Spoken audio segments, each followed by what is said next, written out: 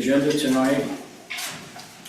I'd like to remove the executive session number 7 from the agenda. It's not needed tonight. I'll second that. Thank you, Tom. All in favor of the revised agenda? And Jean as well? Spencer? Yes, me too. Okay, all right, good, thank you. That's unanimous. I'd also like to appoint tonight Linda as our secretary since Tiny's out. Anybody have any, all good with that? All right. Very good, thank you, Linda, for volunteering. Okay. Are we all good? Yeah. Wise? Yes. Okay, we're all good. All right, item 1, adoption of the amended agenda. Second. Thank you, Linda. All in favor of the adoption of the agenda? Aye. Amended agenda. That's unanimous, thank you. I might have already asked you that anyways. Any announcements tonight from any board members? All right, hearing none, we'll move on to 3, property owner comments. We have any property owner comments tonight? None, okay. State your name and address and, 3 minutes. My name is Jeff Knackle. I live in Gate 1, 17 Farson Place. I'm also one of your water commissioners. Okay, and what I'm here to talk to you tonight about is the Lake Walk Management Program. Is anybody familiar with that program? Yeah, I sat next to you on the committee over there. Okay, so I just wanted to bring it to your attention. So just a quick history. That Lake Watcom Management Program was started in the 1990s to work to protect Lake Watcom. It was made up of the city, the county, and the water district. So it had programming included all of those. It was formalized by an interlocal agreement between those entities in 1998. Also in 1998, the Department of Ecology determined that the lake did not meet clean water requirements for dissolved oxygen and some other pollutants and that kind of thing. So by the Clean Water Act, they required a program to obtain a total maximum daily load. You might hear that term a lot, TMDL. Yeah, so as part of that, the management program created the Lake Watcom Policy Group. Just another thing. So that's a high-level leadership and strategic direction advisory group. It was made up of 2 representatives from the county council, 2 representatives from the city council, 1 representative from the water district. And in 2012, they added a seat at that table for Sun Valley Community Association. So that organization, that policy group meets every other month, basically. It was created just for high-level leadership and strategic direction. It coordinates policy across all those jurisdictions. Right? So in 2012, they recognized, hey, Sun Valley represents a big portion of the population around the lake. They should be present or have access to that policy board. So what I'm here to tell you is you have 1 seat at that table, so you can have one of you can attend those meetings and participate in those discussions. It's actually kind of an interesting discussion. You get to sit in with some of the the county council, the city council, and get to kind of see the inner workings of those governments and some of their discussions. So anyway, let's see if I have anything else on here. I've got the understanding that people in that group, that policy group, change each year. So the county, the city, and the water district will appoint a new person. Usually it's the same person, but sometimes there's some turnover in that. So they decided to create a policy group welcome packet. I've got 1 copy of that I can leave with you if you want. I can also send it to you if you'd like. If you could send it electronically, I would appreciate that. I can GM@Sun Valley. I can do that. to Joanne? Let me find out, they kind of sent me an advanced copy, so let me, and I can probably send, I mean, there's nothing in here that's Related to national security? nothing we're gonna get arrested for. I mean, the only thing we're gonna do is make the lake a little cleaner. But there are a lot of things like the AIS program comes out of this policy group, right? So it's things that affect people in Sun Valley, affect, what goes on at the marina. Who knows what, a lot of the forest management around the lake, one of the issues we've discussed is the city has purchased a lot of property around the lake, and how is that forest managed? And then we get reports on that kind of thing. So a lot of interesting information on the lake, the health of the lake, programs. There's actually now they've got a more formalized plan. There's actually 12 program areas, they're around land use, monitoring, the AIS program, and a number of other things that are all coordinated between all these jurisdictions. So some of those things like the AIS program, they want to change the fees on that. Well, the Lake Watkin Policy Group, we basically all agreed to that, but the city of Bellingham had to go and actually change their code to implement those new fees. So that's, sometimes different organizations or different groups. Jeff, can you tell the board when the meetings are typically held? It's, let me think. It's every other month on a Wednesday usually. I'd have to get you the schedule. If you're interested, I'll get you the whole schedule for the year. I don't have that with me right now. My remembrance is that they're daytime meetings though? They're not after the workday, they're during the day? Yeah, I'm thinking they were usually like 3 o'clock in the afternoon. Is that what you guys are? Yeah. Okay. Yeah. Well, we have received an email regarding this. Oh, have you? Okay. And it hasn't hit any of our agendas, but we have all of our committee assignments now. So I think that the board can, in our next session, if you agree, Keith, I can put it on the agenda and they can vote. Absolutely, yeah. Someone. Yeah. Yeah, we need to appoint someone too. It's valuable there. So I was there. I did see you once, Keith. Yeah, I saw Rick Asai was there once. Yeah, so that's what happened. So when I was gone, Rick Asai got appointed to the group. And then, Rick is no longer on the board, so. Right. As of November. Yeah. But I did receive an email today, I can't recall who it was from, but it was regarding a meeting in April. Yeah, there's the staff at the city usually organizes those meetings, and they're usually at the operations center, which is over on, what's that, Pacific? Off of Iowa, you go down Iowa, like the last light. Specific. Before there's an operations center, you go off Pacific on the left there. Well, thank you for the information and we'll Absolutely. get it back onto our agenda for next time. Yeah, any questions, you can contact me, or certainly Justin Clary is very involved.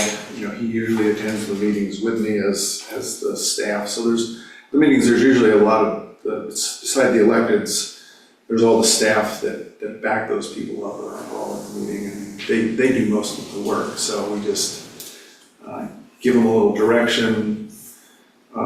They go off and work, come back and say, here's what we came up with, and we say, that looks good.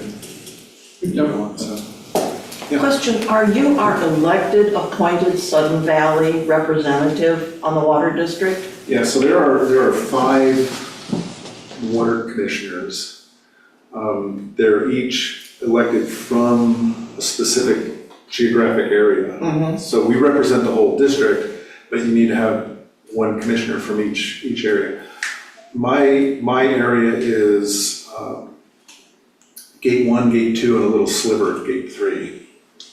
So do you know who has the other rest of it? I think even for some of us, way up in Gate 5, at one time had someone that represents North Shore as a commissioner because of the geographical layout. Yeah, I know it's on our website. I think, let me think who. Yeah, I'm not sure exactly where the boundaries are and who's. I just wondered if you were one of our commissioners. Yeah, Thank you. but all five of us represent everybody in the district, right? Okay. So, yeah, you can really call any of us if you have any questions about the water district. Yeah, shoot an email. All right, thank you very much, appreciate it. Thanks. Thank you. All right, moving on to item number 4 is our consent agenda, which is approval of the meeting minutes for January 8th, 2026. You'll find that on page 2. Is there any questions or issues with those? No, I'd like to make a motion to approve. Second. Thank you, Joe. All in favor? Aye. It's unanimous, very good. Okay, item 5 was reports, we have none this meeting. Speed right along to continuing business.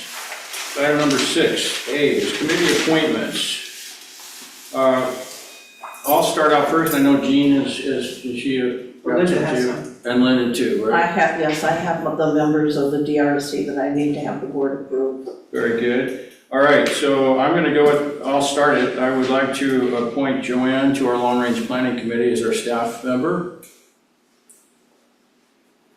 And Joanne has agreed, just so you know, I'm not forcing her. I'll second. It was silent, wasn't it? All in favor? Aye. Okay, that's unanimous. All right, Jean or Linda, who would like to go next? Go ahead, Jane. So we're making appointments to our committees? Yeah, Yeah, oh, I'm sorry. So, yeah, I'd like to appoint John Greenrich and Marty LGIT. we had those. We last- did that last- Yeah, those are the same. We did it ones. last week. Okay, well, I don't have any new ones. You don't have any other members, No, I correct? don't have any other Okay. members. Okay. Very good, thank you, Jean. Now, if you say another John, how do you spell his last name again? Linda? So, I would like to have the following, community members approved by the board to serve on the document review committee this year. Ann Meter, Lish Jamtas, and Mitch Waterman, besides myself and Tiny. Who was the second one? Oh, Lish. Lish. You make me spell that name anyways, aren't you? I confirm that those Oh, members are in good They're standing. vetted, yes. Okay, that's Linda. Need a second? Second. Thank you, Joe. All in favor of those members who have been vetted to join the document review committee? Aye. Okay, that's unanimous. Very good. Mr. President, I Yes, have one matter regarding committees that I don't know if we try and tackle it tonight. So we were talking about a lot of the members for the committees were approved last meeting. We added Joe to the N&E committee. Correct. That currently makes 6 of them. The bylaws say we are to have 5. So, So N&E currently has 6 committees now. Yes. Or 6 members. yes, I think, if I'm not mistaken, the only one that was elected is Rob. I think the other are all volunteers. And that's. Michael and Rob were both elected. Were they both elected? Okay. Put it down on as of January 1st. Well, it's weird because there's that strange thing in the N&E thing that says, and now Until you're. what Kiowa says, you serve until your replacement is elected. But with the new law change, so January 1st, it didn't matter if you were elected or not, all members have to be appointed by the board. Yeah, I know, Did but the board appoint all 6 of those members? Yes. yes, They have. yes. So what I would suggest is that, when are you guys getting together? I think not until in February now, as I understand it, our January meeting's been canceled. Might you be able to have a conversation prior just to make sure all 6 still want to be in there? Maybe one was just doing it to, for a certain. Could do maybe there's that someone in who an just email wants to everybody, that would work. I'll Okay. talk to Rob. Very good, let's do that. Thanks, I just want to get that straightened out. Thank you. Does it say limited to 5 members? It says that there will be 5 members on the N&E committee. Said that for forever. So there's no room for a sixth or seventh? No. We can take We can volunteers. put another chair, but the rules We say. can take, like volunteers to help with counting and stuff like that, but the basic members of the committee, there have to be 5 of us just. Okay, perfect, let's move on. Thank you, guys. Yep, thank you. All right, I want to give you guys, this is an update on the recreation corridor construction, basically Pavilion 6. I was hoping to have plan check comments by today, but I won't have them until next week sometime. The gentleman that's providing those for me, he's on vacation and will return next week. So we had a Zoom meeting on January 8th at 10 o'clock in the morning. We had 13 people from the county representing all the various agencies from the county, as well as Mitch Knowles from the fire department. We had Quentin from Carletti and Associates, as well as myself in the meeting. So the takeaways from the meeting is very quick, and I'll have actually the detailed comments coming up, because there are going to be a lot of comments, as you can imagine, a lot of people. The biggest thing they wanted to be concerned about, that this was going to stay as a community use building only, which it is. The footprint can't be any larger than the existing footprint that's there now for Barn 6. Special zoning permits not required. We do have to do a shoreline exemption review. That's just to verify that the building was there prior to 1975, which we know it was, but that's just part of their normal process we have to go through.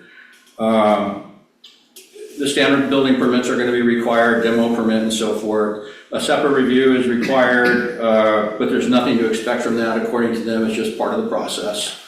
There's no wetlands mitigation review, is not required. We did inquire, actually it was asked, the lady asked particularly about a kitchen, if we're putting a kitchen in there or just a break room. And we both said, Quentin and myself, just a break room. And does it matter? So we asked, does it matter? Why did you ask that question? And I'm not sure why, because she said it doesn't matter. You could do But it was just weird to ask the question and then say it didn't matter. So, but I just wanted to verify that. And she said it doesn't matter if we put a kitchen or a break room in there, it doesn't matter. The fire department had no issues with it. This building that we're proposing would be sprinkled. So of course the fire department's probably pleased. We did have a couple design issues. It's not really big ones, but it can only be 25 foot high within 100 feet of the creek. At that point, anything over 100, we can go to 35 feet tall, over 100 feet away. But that's not a really big deal because we're really not sure on that height yet anyways, and 25 feet is probably what we're at over there now, which is probably high enough.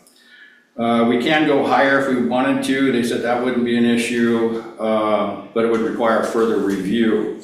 Now, one of the things about the review is I asked in particular is a timeline. You know, what's the timeline on once we get something submitted to them, how long is it going to take? And the answer came back anywhere between 4 to 6 months. So keep in mind, that's first round plan check comments. Sorry, I should be looking this way too. That's first round plan check comments. You know, typically, you know, on projects like this, you might go 2 or 3 rounds. The plan, they do get quicker, right? So the next one might be a month out or so. But typically it's like 2 or 3 rounds you go through.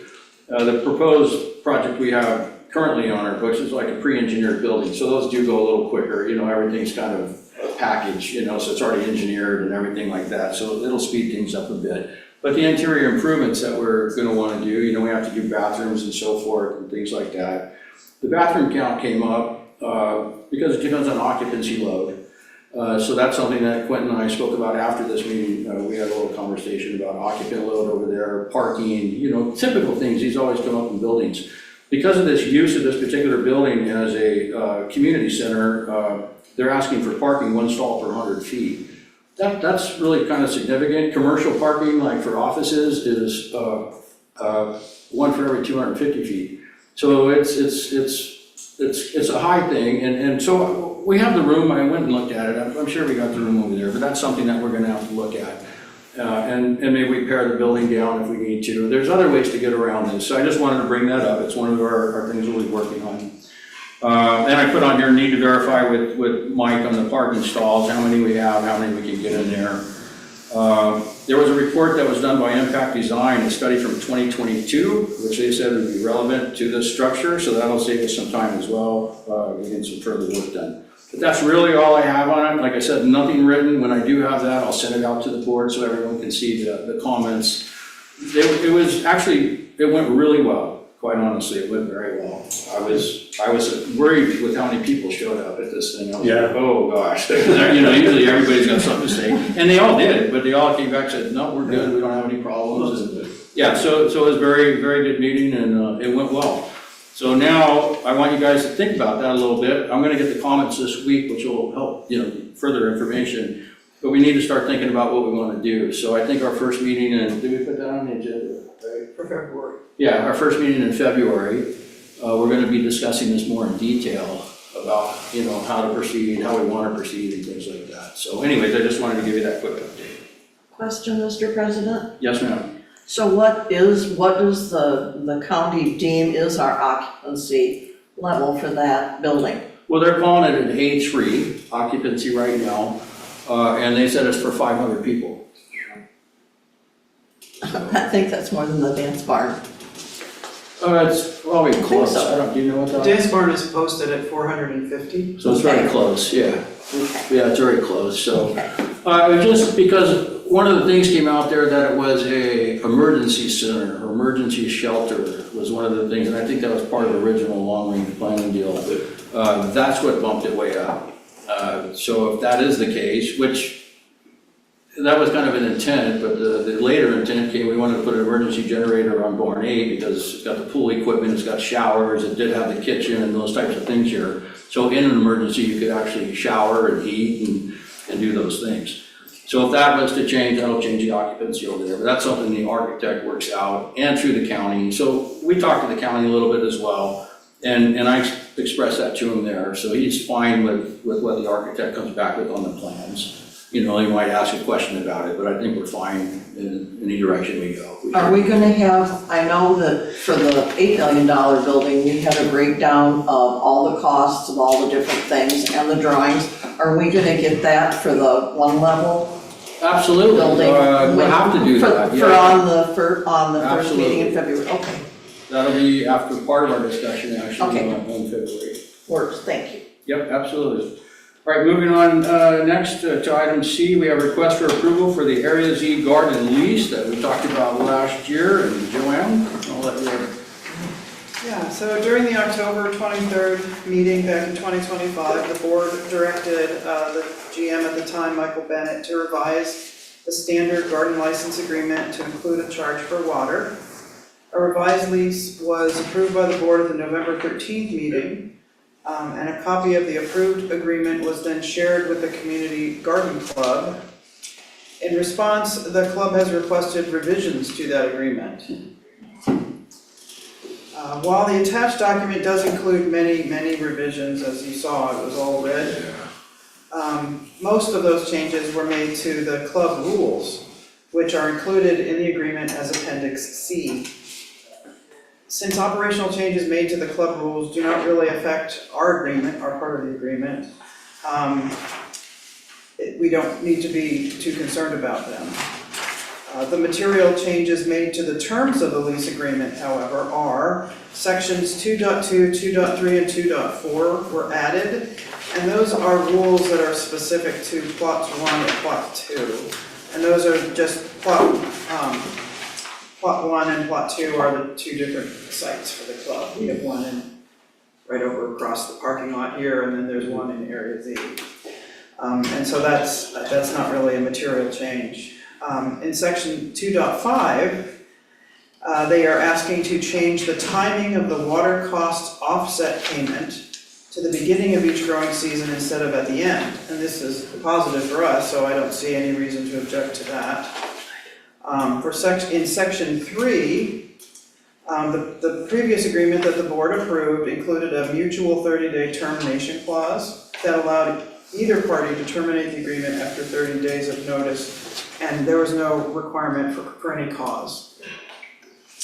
The revision proposed by the club, however, replaces this easy termination clause with a mutual option for non-renewal. The notice of non-renewal must be given before the end of April of the year preceding the anniversary of the contract signing. So this effectively limits termination to a specific time each year. It is not a good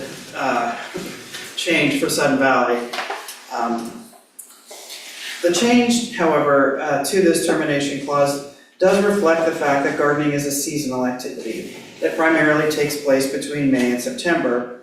So if we terminated the agreement with our 30-day notice, as we originally wrote the license, in the middle of the growing season, obviously every gardener's efforts to that point would be wasted. However, from the association's perspective, we need to have flexibility in managing the land that's used by the club. And so I recommend that SVCA does not accept the language change requested by the Community Garden Club, and instead substitute the compromise wording which was proposed by our attorney, Richard Davis. This new language retains the 30-day mutual termination clause, but indicates that SVCA will only invoke it if circumstances make it necessary. And that one particular change was highlighted in yellow so that you could see both the original language, what they wanted to change it to, and then what we changed it to for the third time. So hopefully you all had a chance to review the document, and at this time I would request that the board approve the revised agreement with the 30-day termination clause retained. So I'm gonna read the motion. Move that the SVCA Board of Directors approve the revised agreement with 30-day termination clause retained. Second. Joe beat you. Any questions or comments regarding our part of the lease? We don't want to get into the garden rules and things, that's between them. Go ahead, Linda. Okay, we need, since we have 2 community garden clubs, we need to maintain the Area Z name. Because we have the Barnview ones, and I believe they're called the Barnview Correct. plots, you have one there, I think. So I think that should stay there. Specifically, please, what, Plot 1 is Area Z Garden, and Well- Plot 2 is Barnview. Linda, what page of the lease? So just on our page 7, Okay, it says they want us to take out they want to delete Area Z Community Garden Club. Oh, I see, it's crossed out. but that's not the name of their organization. But they can't just be, there has to be a way to determine the Barnview ones from, or are they just gonna be called the Community Garden Club? They're plot 1. Wait a minute, question, is Hold there, on. oh yeah, no, Yeah. I'm confused, are there 2 different garden clubs? Yes. Yeah. And they're independently And so, operated. Keep this Okay. coverage, right? so but this lease is applied to both gardens? Correct. Okay, that does get confusing. That's why they have Plot Yeah. 1 and Plot 2 Yeah, listed in there. okay. But what I'm saying is, that both of them have separate licenses. The Barnview Garden had theirs was just clean sweep, no problem. We've been having issues with this ever since this started. And it's just, I really think there should be something that is not just, the Southern Valley Community Garden Club. Otherwise, and that's why I think Area Z should stay in there. They are in 2 totally different areas.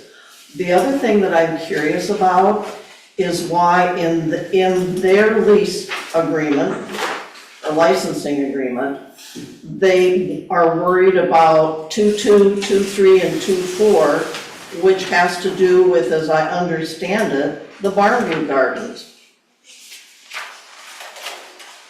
Because it refers to the recreation corridor. So I don't understand why that's been put in there. I'm confused. Those were requested by the golf course, because we water at night, so we're asking them not to water at night. They have to water during the day. But it doesn't apply to the license for the Area Z gardens because they use As Keith has stated, a license agreement was the same for both plots. And the plot at Area Z is plot 1. And that's what we're I would talking have to go about. back and look at the Barnview one. And the the agreement, they wanna update the agreement so it covers both garden plots, but Area Z is the portion of the club that is signing. Okay, it's really confusing. Agreed, but it is, the language is written to accommodate that circumstance. Okay, so I believe again that the irrigation water reimbursement needs to be at the end of the season. They have now asked to enlarge the area down there. I sent Joanne an email, I didn't get an answer back, so I went down there and looked. The area that they want to now assume, and there are no stakes or anything down there, I simply looked at a very large area that is completely flattened and has mulch all over it, is almost the same size as the current 50 plots that are there. So my question is, have they said how many plots they intend on putting on there? They haven't asked for that enlargement yet, have they? Yes, it's in here. It's in here, and that's That's in the It's picture. extremely inexact. I don't think that frankly, I don't think that that's a good way to identify the plots. It's not, and we specifically told them they needed to stake it, string it, and approach the board with a site plan and show them what they were asking for. Okay, then then what we can do is Postpone table this. this Yes. until they have responded. And Linda, I sent your queries off to my contact and she has not responded. My understanding is she's out of town. Okay, that's fine. I didn't. Yeah, just hold on one second. Are you done, Linda? Yeah, I would, if we're gonna postpone it, that's Yeah, fine. It's we'll have just, Okay, two questions, just Go for my ahead, own Joe. point of order. One, am I under the understanding that we have two separate but equal garden clubs at Sun Valley? Two separate garden clubs, yes. Okay, and are you part of the Barnview Garden Club? no, Okay, just making sure, because there seems to be a Keith weird is. application of rules to either plot when they should be treated they're both garden clubs. I don't know why we would have two separate licenses for two different clubs and why we're negotiating with two different organizations a little bit, or why Plot Z people are talking about things that would be on part. Like, it seems really weird. I don't think that they we're dividing did, the I garden. think what Joanne was Okay. stating was that this actually came from the golf club for these changes Gotcha. in the rules, not Okay. from the Area Z garden. Yeah, no, I'm just, Because it is odd, I agree with you. When you read it, you look we at have it. two different garden clubs. That is correct. Okay. Correct, the watering hours came from the golf course, not from Area Z Right. request. So basically, the fact that there is one license agreement that refers to two separate plots Okay. ensures that each club is treated the same. Perfect, okay. And that's why they are including the golf prohibitions on watering and access in this agreement, because we want to continue that practice for exactly what you were saying, for equity. Yeah, okay. Cool, and apologies, I. Joe, just so you know, the Area Z garden has been there for, oh jeepers, since 2019? I'd have to look, I think I have the original agreement here from when We need I to- spoke to this before. The Barnview one is much newer because we just weren't, Change it from- people wanted the space. And we couldn't expand over there, so. And that's why I was saying, I went down and actually looked to see, have they, Okay, we'll let. because it's a them- huge area compared to what they have now. Yeah, and I know it's a resource that a lot of people want access to, because I've heard folks trying to get into the garden club and there's just not enough plots for the amount of access that people want. Is this a garden club over here too, this one? Oh, that's Yeah, the that's one. Yeah, that's, Oh, okay, that's the just Barnview one, that's the Cause you Barnview pointed that one. one, I was just like, okay. Area Z is over in maintenance. Yeah. Been up there. So that makes more sense, okay. Tom? Yeah, kind of on the same line as subsidizing private club with water. They are a private club and we're beginning to incur attorney's fees. Good point. You know, is there a way to get compensated for that? This is for us, so it's, no, I don't think we want to go there. I think we're fine with doing this, we'll get the wording corrected for the Area Z or call it Plot 1. I get what you guys are saying, and then I'll talk to Joanne, because there is an area down here, it says per Area Z garden plot, but there's no mention of Area Z on the front, right? They took that out, Area Z. Yes. So we We do can need make to it make a Plot couple. 1, yeah, Yeah, but- we can make a Plot 1. The major exactly. thing is the area, to me, and That I was can't just happen. gonna deny the new area. Because it's not, they didn't stake it, they didn't properly identify it, so you can't have it. Well, the other concern then, I can see the next question now when we bring this back is, well, we've agreed to a watering fee and now they're doubling their watering area. So that's gonna be the next question, that will come around on the next turnaround. And just for everybody who wasn't here last year, Yeah. the current people that are 50 plots use 300,000 gallons of water. It was measured, It was? cubic feet. It was measured, we didn't, but we had Mike put on a reader that if we read at the beginning of the, like April 1st or whatever, and then read it at the end of October or September, I believe, is when they take all their stuff out and put watering. We can figure it out. Know that in, I think by February, our rates go up again. When we use water, and when you use water in your home, and we're treated the same way for the garden, if you use within so many cubic feet, you get base rate. Over that little amount, you get charged a different rate. It keeps getting higher. When we reach the cubic feet that we're at, we're paying tons of money. So I would ask that if we're gonna put water reimbursement, I would put it at the end of each growing season, and that we would just simply say that it's $10 per plot, and that it's reviewed annually. When they pay it doesn't matter, because we've said it's a fixed fee, but putting a clause in to review it annually makes a great deal of sense, so I've made a note to that effect. Thank you. Does that fixed fee, does that fixed fee, like, is that, obviously it's 500, but does that cover that much water? No, it covers half of It it. covers Okay, half the water. okay. That was just, we could have made that agreement, was it just for 1 year or 2 years?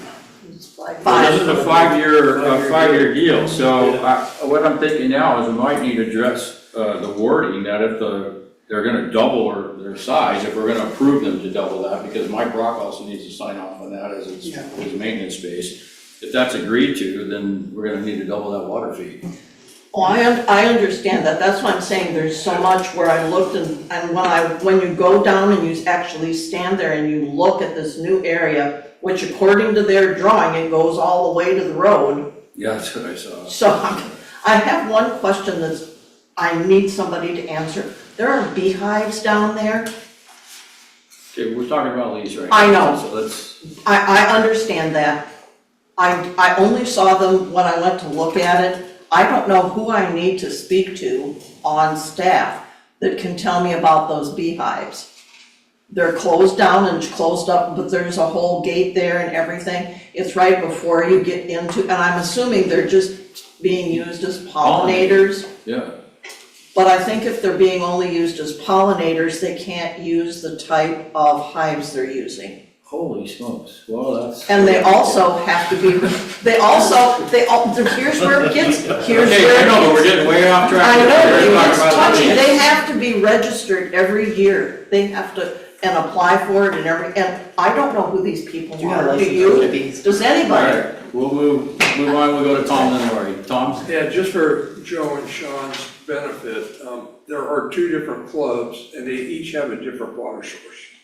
Okay. Yeah. So that makes sense. You're aware Yeah, of that? okay, yeah, yeah. Lori? Just a quick clarification for me. Yes. So let's say that they're gonna ask for additional space. So right now they have 50 and it's $10 times 50 Per is 500. person, yeah. If they add more space, they would be adding additional plots at $10 a plot for water, correct? That's what I So think it's we need. self-correcting. Yeah, Yeah, so they would, if they add 20 more plots, it would be. but I think we need to $200. specify that. Yes, we do. Yeah, right, Need to but be that's, specified. it wouldn't just be more land and making each plot bigger. It would be additional plots. I think it's, I think Let's try to it's get rid of the intended for waiting list. additional plot. I know, I'm All sorry. right, so I'm gonna make a motion to table this. Table or postpone? Thank you, Sean. Table or postpone? We're gonna table this. Okay. No, it's Sean, thank you, sir. All in favor? Aye. Aye.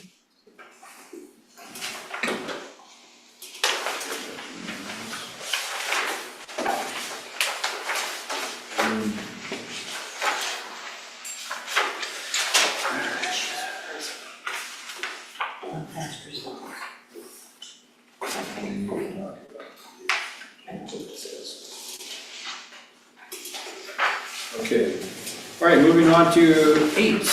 Item number 8 is, well, we're moving over to the executive session, that was removed by the amended agenda. So item number H, request for approval for Larson Gross IT consulting contract. You'll find that on page 33.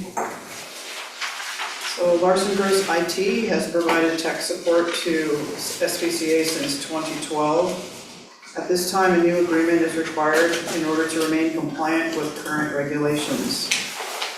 Over the course of our 14-year relationship, Larson Gross IT has performed well overall, ensuring that our IT resources are functional, safe, affordable, and available. I have found their staff to be knowledgeable and effective. Their costs are in line with or less than their competitors. I know that because I've worked in this area and I have many contacts in the industry, but I did not perform a request for proposal to determine that. Larson Gross also, as you may be aware, supplies SPCA with audit and tax preparation services. Very specific rules govern the relationship of an auditor with their clients. For this reason, it is important to have an agreement in place that specifically acknowledges or names the SPCA employee who is ultimately responsible for technology management and decision-making. This is discussed in the section labeled Independence, which is on page 4 of their agreement. Regarding the proposed agreement, Appendix A describes the scope of work that will be provided for a flat monthly fee. In addition to these services, we also procure Microsoft software licenses through Larson Gross IT. The charges listed will result in approximately the same cost for IT support as we are currently paying.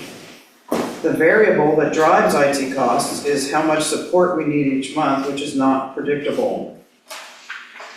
The proposed agreement requires SPCA to purchase additional software licenses and to upgrade some of our current licenses. This will increase license costs for an individual user, but we have reduced the total number of licenses purchased to keep costs close to 2025 levels. The term of this agreement is 1 year with automatic renewal unless notice is given. And the agreement includes a 60-day mutual term clause that is not tied to the anniversary of the execution of the contract. The rest of these terms are generally standard and are consistent with our earlier agreements. For these reasons, I request that the SPCA Board of Directors approve the proposed consulting agreement with Larson Gross IT and authorize the General Manager to sign the agreement on our behalf. Thank you, Joanne. All right, I'm going to read the motion and then we can get into questions. So motion move that the SPCA Board of Directors approve the proposed consulting agreement with LGIT, Larson Gross IT, and authorize the General Manager to sign the agreement on their behalf. On On your behalf. Thank you. I'll second that. Thank you, Tom. All right, questions? Just one, what's the hyperserver? Hypervisor. That's one of our covered systems. F-Advisor? There's 3 of them. There's the regular virtual machine file server, I get that. Then there's the virtual machine domain controller, I get that. But then there's a third one that is the hypervisor, is that where they're connected to us or something somehow? No. No? I can. Go ahead. A hypervisor is it's like a machine, it's like a type of computer that manages all the virtual machines, basically. Something has to run all of those virtual machines, Okay. and that's what the That's all I hypervisor is. need, that's all I need to know. I did have a question. So is this like a package that you can't, I just see like AI consulting, I don't know if we actually use any of that stuff. Well, as it indicates, they provide their letter is standard, the agreement is standard, Okay. standardized language. They provide all of these services, but not necessarily to a specific client. That's why Appendixes A and B are important. Okay. Appendix A is our scope of work, and Appendix B lists our specific assets, and it's that derives the cost. This front part is just terms. Okay. But they have all of it available. Yeah. Yeah. And then, I guess my only question is pricing. I mean, I'm sure you reviewed it and you're comfortable. Yeah, like I said, most of our cost in IT, I mean, we do obviously have fixed costs, and those are covered here, described here, how they derive. But each month, we have tickets for Larson Gross. Support tickets, problems we can't solve, questions we need to have answered. Sometimes we have special projects that we have to do. For example, in December, it was time to purchase software upgrades or renew our software licenses for our firewalls. And Larson Gross proposed that instead of doing that, we make the same investment in a different sort of hardware, which was easier to manage and wouldn't have to have renewable licenses. So that was all well and good, but we then had to pay them to configure and install the devices, so that was extra. They do offer an option where you get all of that at a fixed fee, but they're assuming a certain number of hours, and so this is actually better for us. But it's like anything, like Yeah, if you you never want know. a fixed price, And you right? never know. You never know, like if you have some disaster, then you make out, Yeah. but if you don't, then you're really paying a lot for the services. So I opted to go with the lower price of entry. It seems like a great deal. We'll just have to monitor our use, Yeah. is essentially what we're saying. So as far as equipment, would it be like internet equipment and stuff like that too, or that they would be upgrading? We upgraded a small portion, just the firewalls for all of our, Okay. you know, we went to a different type of hardware, different approach. And ultimately this year, my intention is to migrate our on-prem servers to Azure. Okay. Because we currently maintain, we spend a lot of overhead on a VPN, Yeah, and it's a disaster. So it'd be so much better if we could just hit in the cloud. And the other advantage that gives us, and this is, I think, what's driving most small businesses to Azure or AWS, is that restore time is so much better. Yeah. Right, so if somebody takes you hostage, you're like, okay, we're just gonna go restore. That goes our business over here now for a while. So so there's a lot of advantages to that, and we would just retain our current server, which is relatively new as a domain controller. The IT group is sitting on this. I'm so excited to talk to them about it. I have a question. Very nice. Yes, Gene? It's Jean, yeah, I have a question. So, is the price that we're getting tied also to are we getting a better deal because we're also using their accounting and auditing services? I just No, find this an interesting mix of services they offer. yeah, I think it's actually becoming awkward for them, because That's okay. This is, the IT is a completely different company. I mean, it's them, but it's separate. it's separate because they have a DBA, but Yeah, that's still the same company. yeah, different people. DBA is our way of pretending you have firewall, but you don't actually have it, but, not that I'm opinionated about that, but, I actually don't think this model is sustainable, which is unfortunate, because the team that they currently have at LGIT is really good. But I'm kind of I have a unique set of experiences and skills for a general manager. I can be ultimately the IT decision maker because I was an SVP of IT in a former life, right? So this is not hard, especially when they're so good and they keep up to date. But if another individual came in here, this might not be sustainable. So this year, I don't think it needs to be replaced, but I think we should take this year to look around and potentially consider moving to another vendor. Not because there's any lack of quality or any issue with them. It's just that because they provide our auditing services, it is a bit awkward. So, good question. All right. No other questions? I'm gonna read the motion one more time. I've changed there to SVCA's behalf, so I'll read it as I change that and we'll vote on that. Move that the SVCA Board of Directors approve the proposed consulting agreement with LGIT and authorize the general manager to sign the agreement on SVCA's behalf. second. All in favor? Aye. That's unanimous.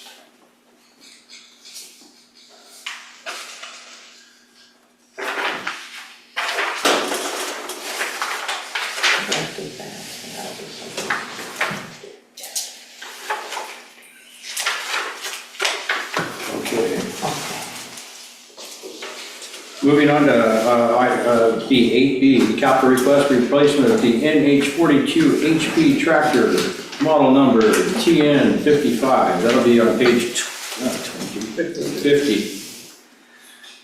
So at this time, we are requesting funding to replace the existing 2003 New Holland. Oh, can I back up real quick? I'm sorry. I just would like to tell you guys ahead of time, all these things are already in our budget, okay? They've already been budgeted for, so just so you know. So hopefully there won't be a lot of questions on it all. Now you go ahead, sorry, John. No worries. Yeah, we're looking to replace the existing 2003 New Holland tractor, which is formerly known as Asset 1064. All right, I have to correct myself. B was not, was it? It was from C down. B is budgeted, but it is a unique request. Okay. Items C through, Yeah, I did C through F, I did parentheses on it, so. yeah, are standardized that we do Okay, every I just year. wanted to be correct. Yeah, no worries. And I'm presenting this on behalf of Greg, our turf care manager. All right, so the New Holland tractor has reached the end of its serviceable lifespan and is scheduled to be replaced this year in 2026. We budgeted $56,243 in the SURF, out of the SURF fund for this purchase. Turf care tractors are key pieces of equipment that need to be reliable. The existing New Holland tractor has a current hour meter reading of 3,983.2 hours, which is roughly equivalent to 350,000 miles of use. That's a lot of miles.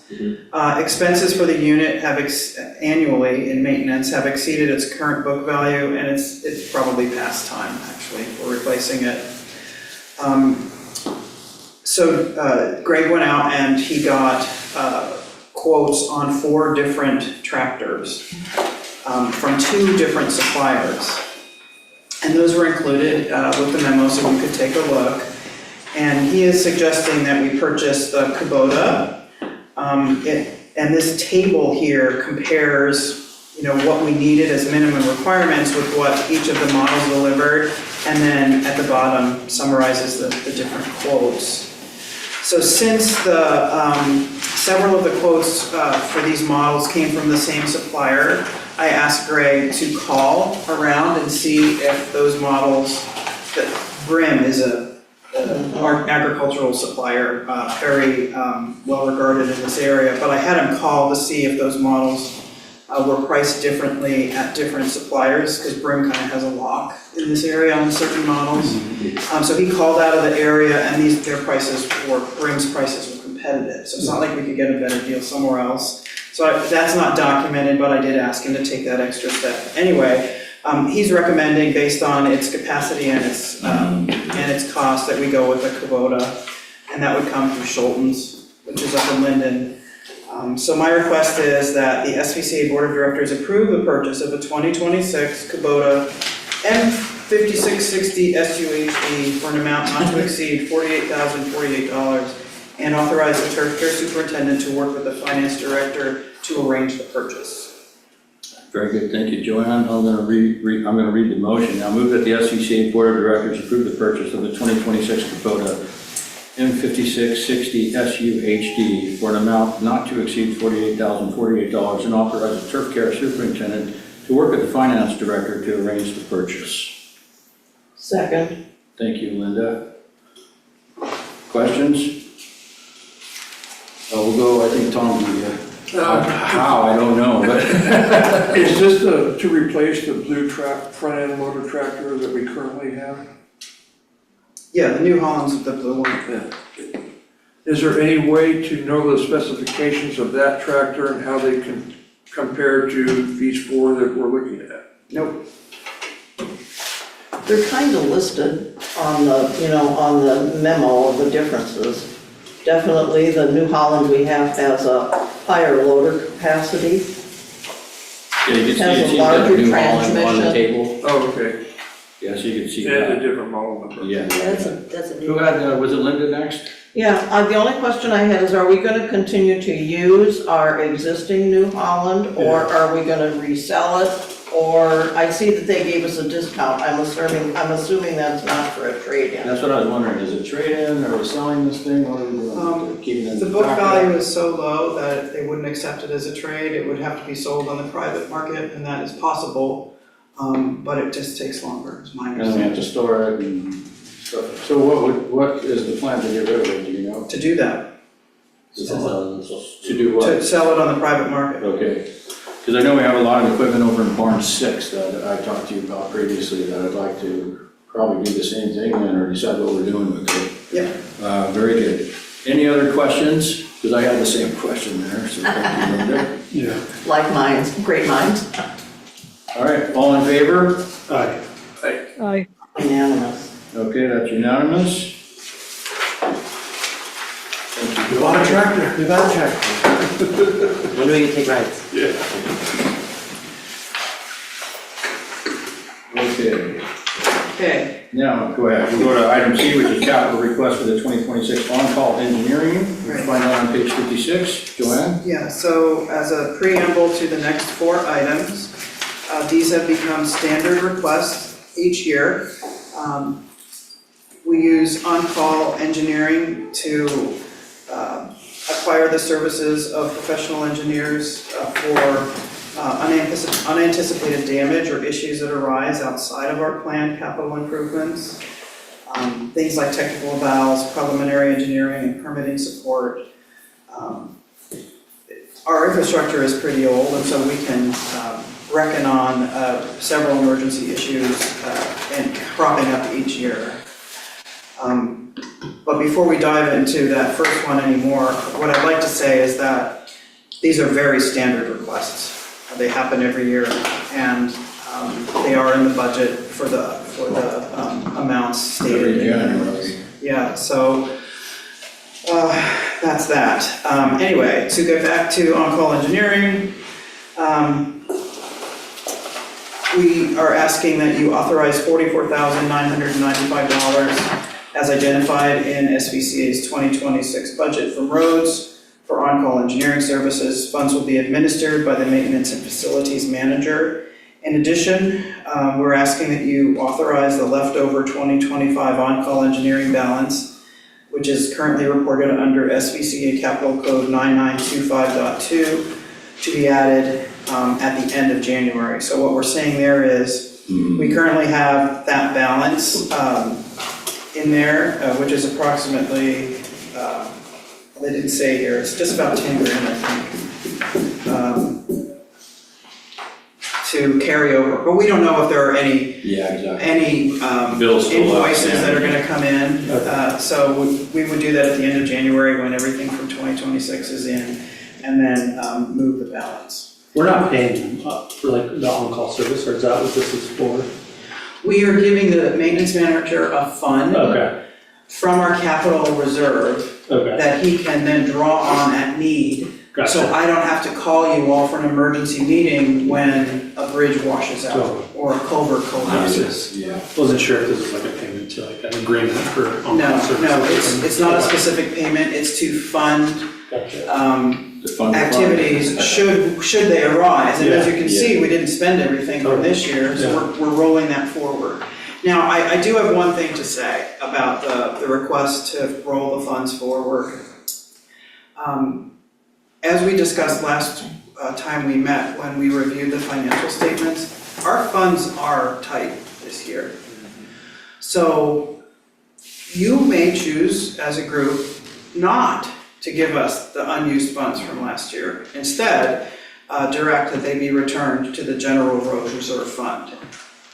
That would increase slightly the roads reserve fund and still give us the amount that we thought we needed from the budget. That would be a reasonable and conservative approach to take. Our standard approach has been to maximize our investment in infrastructure.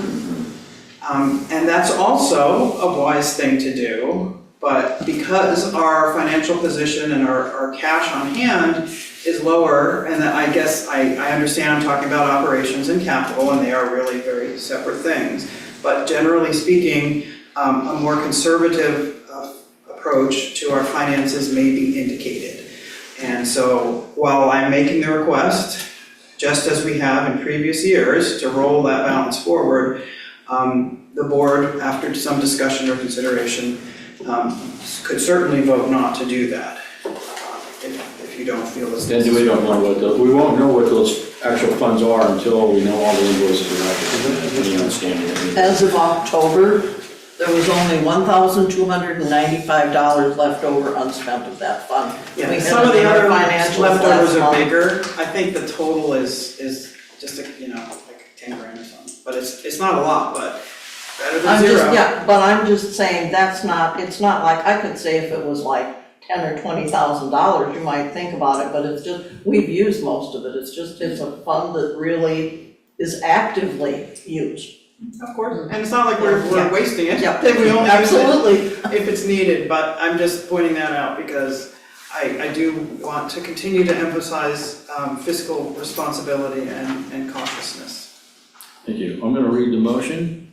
Move that the Board of Directors approve the allocation, so there's two motions here. So the Yes. first motion is just gonna be the budgeted amount moved over. So move that the Board of Directors approve the allocation of $44,995 from roads for on-call engineering services in 2026, with funds to be administered by the Maintenance and Facilities Manager. Second, Thank you, Linda. Any questions on that? That's the standard funding that is budgeted for that we do. Any questions from anyone? Okay, all in favor? Aye. Okay, that's unanimous. I'm gonna read motion two now. That has to pertain with the excess funds. That's whatever, we don't know what that would be. Move that the Board of Directors approve the balance of funds in Capital Code 9925.2 to be added, that's from the 2025 balance, to be added to the $44,995 in Capital Code 9925.2 to be closed out with a zero balance. second, Thank you, Linda. Questions on that? Are we in favor of moving them over? All in favor? That's a yes? Jean, Yeah, I guess so we're voting to go ahead and rolling it over into the rest of the capital funds, yes, just to be used on on-call engineering. on-call engineering. Yep, Yeah. Tom? No, yeah, I'm fine. Okay, so that ended up being unanimous.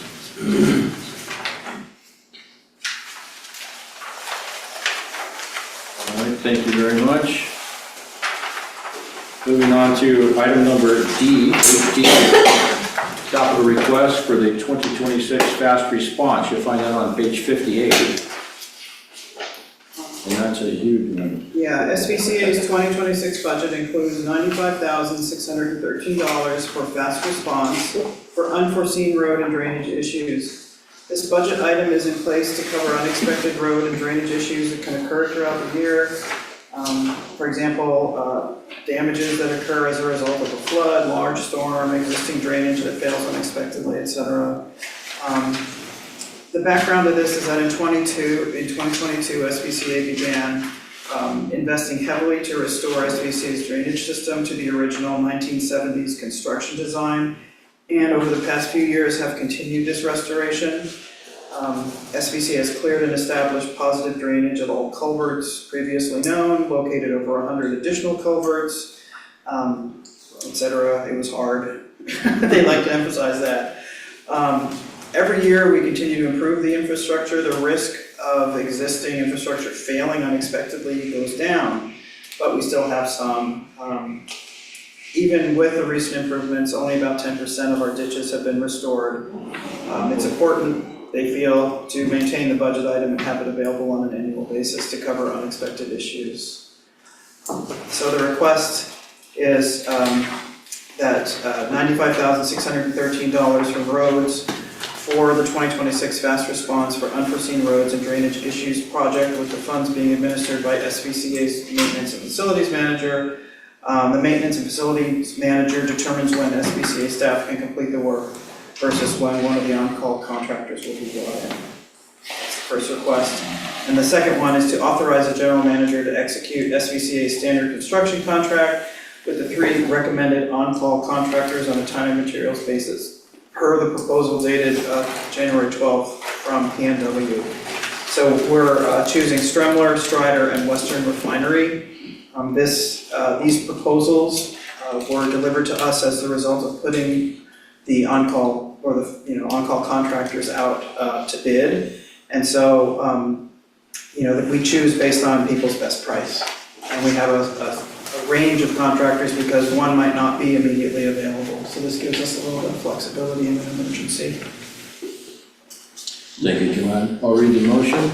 So move that the SVCA Board of Directors approve the allocation of $95,613 from roads for the 2026 fast response for unseen roads and drainage issues project. The maintenance and facilities manager will be responsible for the distribution of funds and determining when SVCA staff can complete the work. First one to bring in one of the on-call contractors. Second. Thank you, Linda. Right. Questions? Comment. Linda first, then Ray. Well, before we only had $1,295 left in the on-call. However, on the fast response, we have a remaining balance as of October, $66,758. That's spent down. It's spent, that's the best, this is the newest we've got. Yeah, well, So you've used all this already? yes. Interesting. Make a note to Okay, myself. Ray. When we get to see the So- Decembers. I'm thinking that we're coming up with the 95,000 or 95,613 because of previous fast response stuff that we've had to do or emergency stuff, or is this just an estimated what we're prepared for? This is a number that was approved in budget. But to get to that number, we had previous. We always spend the money because we use, if we haven't spent the money on an emergency issue, the remaining funds are used to further improve the existing drainage system. So as we said in the memo, only 10% of our ditches have been restored. Yeah. So, It will get used. and that's why, to Linda's point, we still had a balance in October because we didn't know if something was gonna break. Yeah. But as we get closer to the end of the year, we see that we have funds available. They use them to, maintenance uses those funds to continue to proactively improve elements of our drainage system.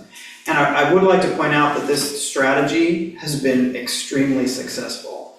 Because back in 2021, when the flood occurred, we got a specific volume of water, I don't remember in a specific course of time, but we were approaching those same levels at that last flooding incident, and we saw nowhere near the amount of water and damage from water because the drainage system was working as it was designed to work. So continuing to invest in that is very good value for the money. Ray? The pre-planning too, is I got a knock on my door from Jim the other day. They're planning on doing culvert in our neighborhood. Ray, just so you Any other know, questions? Tom, can I answer his question about monies and how we determine how much it is? Just so you know, Ray, 2025, we did a request like this for $91,936, so we're always trying to increase a little bit, just so you know. Okay. Tom? Yeah, I'm not criticizing anybody, I just thought we would be further along than 10% of the restoration work. Is there any way to forecast how much longer we're gonna have to be doing the restoration work? Well, Recognizing it's always gonna need maintaining. I would just say, when they started this, look, they've already found 100 additional culverts that they didn't plan. So whatever, even if they had forecasted something then, and I imagine there's probably still some out there that haven't been unearthed yet, right? But I'll let Joanne, if you have an answer to that, but. I do. The 10-year roads and drainage plan was written in 2024, right? It was approved in 2023, and then we actually executed it in 2024. And that began with an inspection where Impact Design examined and inspected literally every culvert that we knew about, as well as the extra 100 we discovered along the way, and they walked every mile of road to inspect. All of those inspections were loaded into a database. we used that database along with their recommendations for the prioritization of fixes to determine the roads budget, okay? To prepare for that inspection, we had to clean out all the culverts, and we invested, as an association, about $500,000 in that effort. That was a big cost, a big ticket item. And it's the culverts that manage a lot of the water, obviously. So in that 10-year plan is actually repeated every 5 years.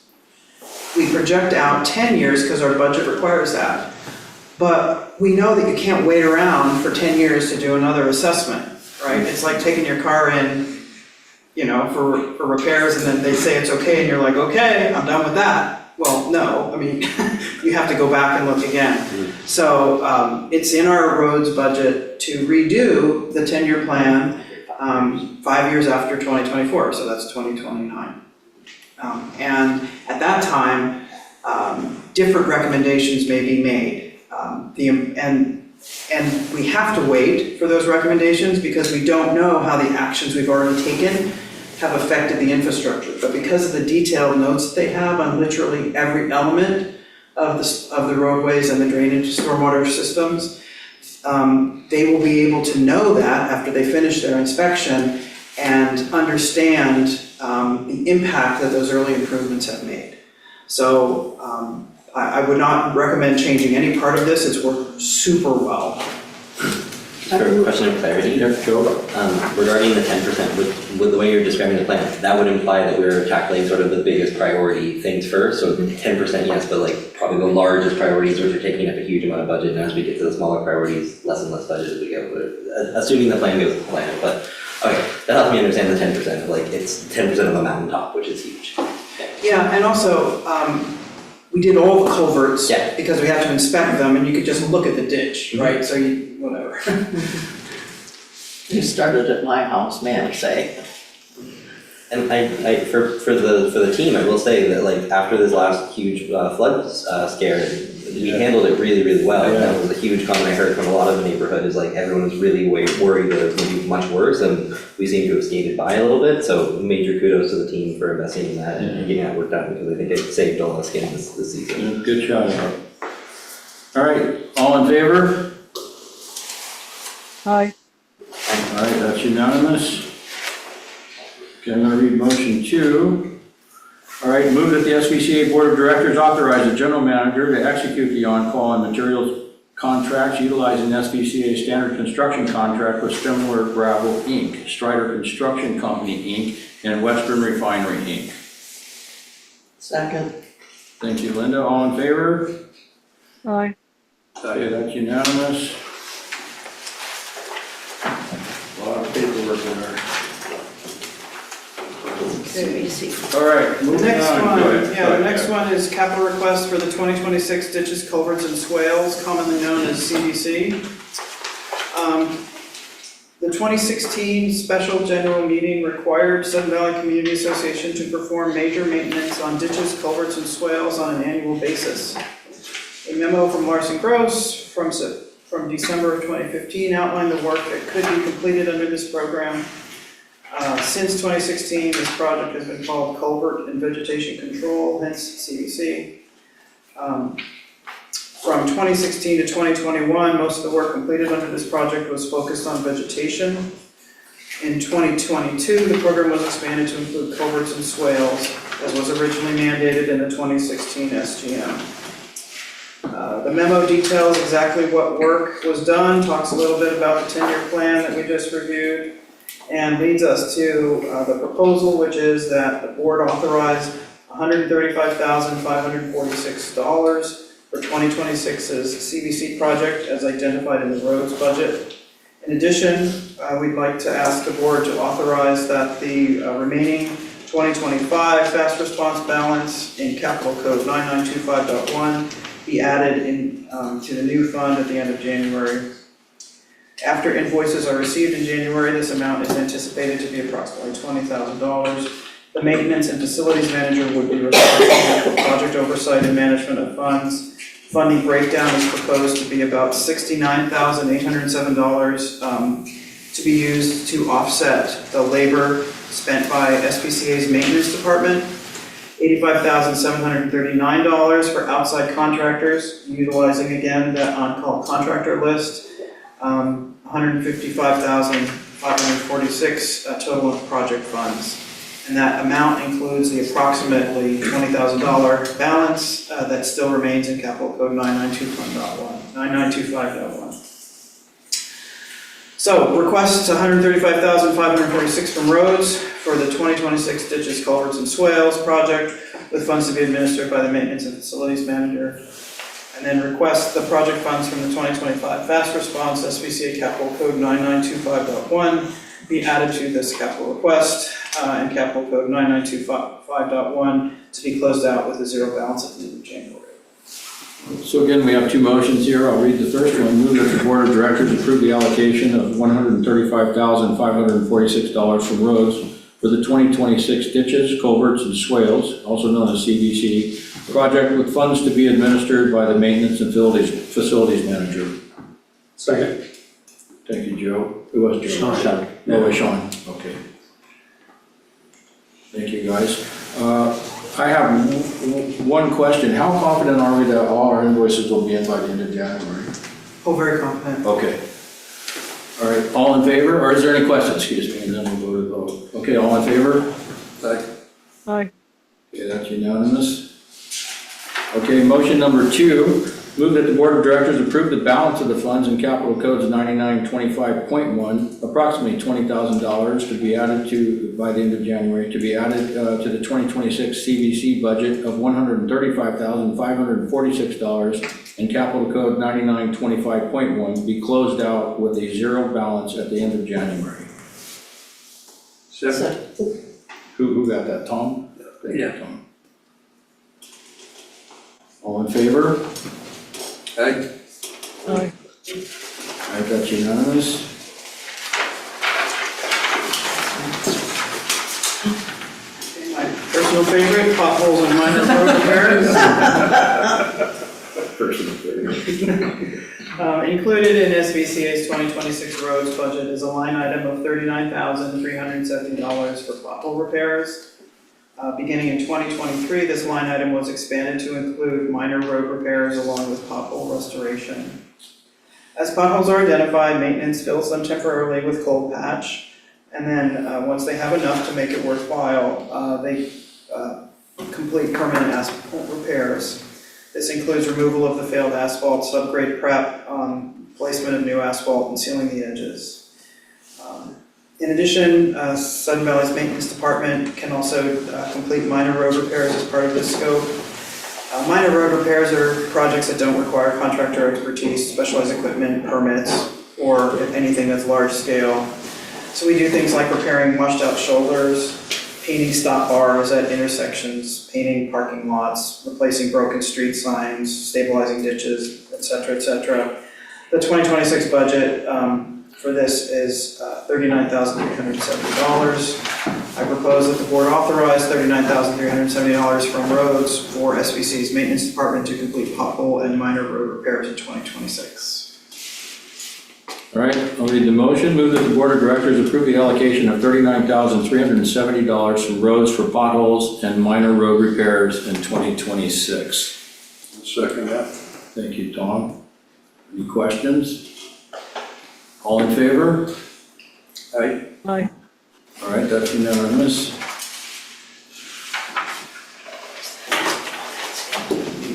Drivers and cars of Sun Valley, thank you. I just need to do all the foggy lines. All right, make a motion to adjourn the meeting at 8:22 PM. That could be a record. Second that. Who was that, John? Yeah.